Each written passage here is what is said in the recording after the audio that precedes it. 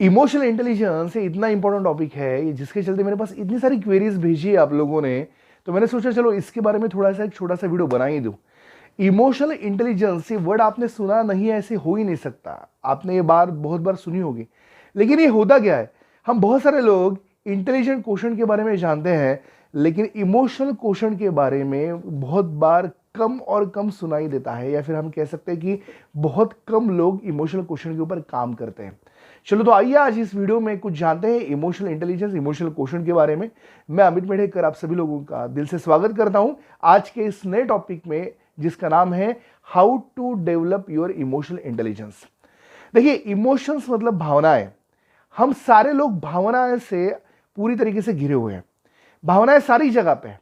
आप अगर इमोशंस को बाइफरकेट करेंगे तो आपके पास 8 बड़े बड़े इमोशंस है। उसमें से अगर मैं कुछ इमोशंस कहने जाऊं तो sad, happy, anger, excitement, then हम कह सकते हैं कि एक disgust, comfort, every kind of things जो इमोशंस के अंदर आती है, जहां पे हम सारे लोग अलग अलग तरीके से रिएक्ट होते हैं। लेकिन ये रिएक्शन जो है ना, वो हमारे मन के अंदर बहुत ज्यादा अलग तरीके से प्रभावित करती है। ये सारी हमारी रिएक्शंस, हमें ये देखना है कि हम इस इमोशन को किस तरीके से खुद को कंट्रोल कर सकते हैं। देखिए, बहुत सारे लोग इंटेलिजेंट क्वेश्चन के बारे में आपको बताते रहेंगे कि इंटेलिजेंट होना बहुत जरूरी है। हाँ, बात तो सही है, लेकिन इस इंटेलिजेंस के साथ आपका इमोशनल क्वेश्चन भी ज्यादा स्ट्रांग होना यह बहुत महत्वपूर्ण है, क्योंकि हम हर एक भावनाओं में हमें जिस तरीके से रिएक्ट करते हैं उससे बहुत सारी अंदरूनी, एक हम कह सकते हैं कि एक चेंज, अंदरूनी पूरी तरीके से हमारे अंदर के बदलाव जो है वो आपको सामने दिखते हैं। इमोशनल इंटेलिजेंस, इसको स्ट्रॉन्ग करने के लिए खुद को यह जानना जरूरी है कि हमारी भावनाओं को हम किस तरीके से डील करते हैं। बहुत प्रूवन फॉर्मूला है, उस प्रूवन फॉर्मूले के बारे में आपको बताता हूं। सबसे पहले आपको देखना है कि आप खुद के बारे में कितना जानते हैं, जिसको बोलते हैं सेल्फ अवेयरनेस। इमोशनल इंटेलिजेंस में ईक्यू बढ़ाने के लिए आपको सेल्फ अवेयरनेस बहुत जरूरी है।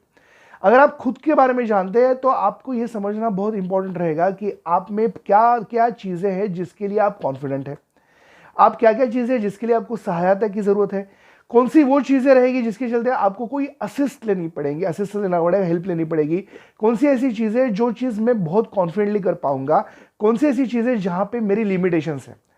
ये जो सेल्फ अवेयरनेस है ना, ये आपको बिल्कुल आइडिया दे देगी कि आप कौन से सिचुएशन में किस तरीके से रिएक्ट हो रहे हैं, और आपको वो रिएक्शन हर बार एक नई तरीके से उस प्रिपोजिशन में डालेगा जहां पे आपको समझ में आएगा कि मेरी रिएक्शन उस समय कैसे थे।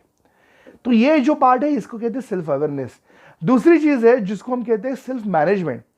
सेल्फ मैनेजमेंट मतलब कौन सी भी ऐसी रिएक्शन में जहां पे खुद को मैनेज होना बहुत जरूरी है। मतलब हम ऐसे कहेंगे कि इमोशंस में आपको एक चीज जो समझी है, उस चीज के चलते आपने उस इमोशन में कैसे खुद को मैनेज किया है, कैसे उस इमोशन के साथ डील किया है, कैसे उस परिस्थिति के साथ आप जुड़ गए हैं और कैसे उस परिस्थिति को कंट्रोल में लाया है। मतलब हमारे साथ कोई ऐसी घटना होती है जिसके चलते हम रोते हैं, हम बहुत तकलीफ करते हैं। अभी रोना जो है वो भी एक इमोशन ही है हमारा, और इस इमोशन को हम ऐसा नहीं कह सकते ना, हम अगर हमें कुछ अच्छा लगता है तो हम स्माइल करते हैं, हमें कुछ अच्छा लगता है तो हम रोते नहीं है। तो ये रोने को कंट्रोल करना, इस रोते हुए बदलाव को, मतलब रोते हुए जो हमारा बर्ताव है उसको बदलाव में लाना, ये हमारे लिए इतना महत्वपूर्ण है। और उस इमोशन को हम किस तरीके से कंट्रोल करते हैं, इसमें आपके management, self management skills develop है। तीसरी चीज है, आपको आपके अलावा आपके आजू बाजू के जो लोग हैं वहां पे भी आपकी मैनेजमेंट लगी, जिसको हम कह सकते हैं रिलेशनशिप मैनेजमेंट।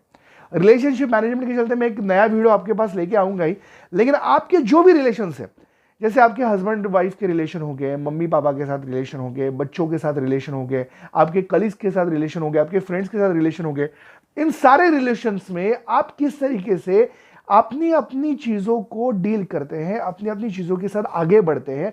और इसके अलावा भी जब कौन सी ऐसी सिचुएशन आती है जहां पे आप में हम किस तरीके खुद को मैनेज कर रहे हैं, ये देखना बहुत इंपॉर्टेंट है। हमें यह भी देखना है कि हमने जो हमारे रिलेशनशिप्स के गोल्स लगाए वहां पे हमारी इमोशन किस तरीके से जुटी हुई है। बहुत बार ऐसे होता है कि कोई रिलेशन के चलते, कोई रिलेशन अगर टूटता है, कोई रिलेशन में अगर हमें सक्सेस नहीं मिलता है, या फिर कोई रिलेशन के चलते हमें बहुत सारी चीजें सहन करनी पड़ती है, तो उस समय हमारे इमोशंस का जो बहाव है वो बहुत अलग तरीके से होता है। और हम ऐसा समझते हैं कि उस मोमेंट पे हमारी इमोशंस इतनी ज़्यादा दिक्कत वाली है कि हम खुद को मैनेज नहीं कर पाते। इसलिए जो पहले जो पॉइंट था सेल्फ अवेयरनेस, उसके बाद जो था सेल्फ मैनेजमेंट, इसके बाद जो रिलेशनशिप मैनेजमेंट है, इसको इतना महत्व दिया है। ये सारे जो पॉइंट्स है, ये आपको ये प्रूवन थ्योरी है जो मैं बता रहा हूं। और जो चौथा इंपॉर्टेंट पॉइंट है, यहां पे आपको देखना है आपका सोशल अवेयरनेस। इसका मतलब एक सिंपल चीज मैं आपको बताऊंगा, एग्जाम्पल के साथ बताता हूं, ठीक है। आप समझिए कि आपका एक दोस्त है, उस दोस्त को एग्जाम में कम मार्क मिल गए, या आप ऐसा समझिए कि वो आपका जो दोस्त है वो एग्जाम में फेल हो गया। वो बेचारा दुखी है, उसको एग्जाम फेल हो गया इसलिए उसको दिक्कत आ रही है, वो घर जा नहीं पा रहा है, हाथ में ऐसे पूरी तरीके से उसका जो रिजल्ट शीट है वो लेके बैठा है कॉलेज में। और आप उसके पास जाते हैं, उसका दुखी चेहरा देख के आप कहते हैं, अरे तू तो फेल होना ही था, तुझे फेल होना ही था, तू पढ़ाई करता नहीं था, तुम तो कैसे पास हो गए, तुम तो बिल्कुल अच्छा हो गया, तुम फेल हो गए। अगर आपने ऐसे चीजों में अगर खुद को उसके लेवल पे जाके नहीं देखा, जिसके बारे में मैं आपको बताने वाला हूं, एम्पैथी, आपने उस सोशल अवेयरनेस के अंडर सामने वाले को वही चीज बताई जिस चीज के चलते वो दुखी है, तो वो और दुखी हो जाएगा। अगर उस समय आपने एम्पैथी दिखाई, एम्पैथी का मतलब वो होता है कि दूसरों की जगह पे जाके इमेजिन करना कि उस पर्सन को एग्जैक्टली क्या फील होना है। हमें खुद को सामने वाले के शूज में जाके देखना है कि एग्जैक्टली हाउ इज फीलिंग। तो अगर आप वहां पे जाके अपने दोस्त को बताते हैं कि तेरे साथ ठीक नहीं हुआ है, तेरे साथ बुरा हुआ है, लेकिन तुम चिंता मत कर, मुझे तुझ पे भरोसा है, तुम पक्का अच्छा करोगे, तुम डेफिनेटली अच्छा करोगे, आज से हम दोनों जुड़ते हैं तुम में कुछ अच्छा लाने के लिए, चलो काम करते हैं। उस समय आप जो बोलेंगे उसके चलते उसके मन के अंदर जो इमोशंस डेवलप होगी वो पॉजिटिव इमोशंस डेवलप होगी। उस इमोशंस को वो आगे लेके जाएगा, उसके दुखी समय में आपने उसको जो सहारा दिया है वो जिंदगी भर याद रहेगा। तो इसका कहते हैं आपको एम्पैथी। देखिए एम्पैथी में इमोशनल इंटेलिजेंस का पार्ट बहुत ज्यादा है। तो एम्पैथी में सामने वाले के बिहेवियर को समझ के, खुद को उसकी जगह पे जाके देख के फिर कोई डिसीजन लेने होते हैं।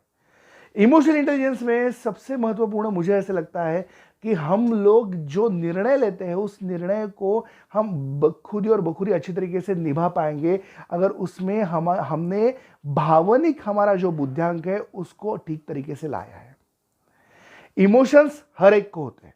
इमोशंस में हर बार हम हैप्पी हो भी नहीं सकते, हर बार हम दुखी भी नहीं रह सकते, हर बार हम एक्साइटेड भी नहीं रह सकते, हर बार हम क्राइंग सिचुएशन में भी नहीं रह सकते, कभी हम डिस्गस्ट में भी नहीं रह सकते, कभी हम कंफर्ट में भी नहीं रह सकते।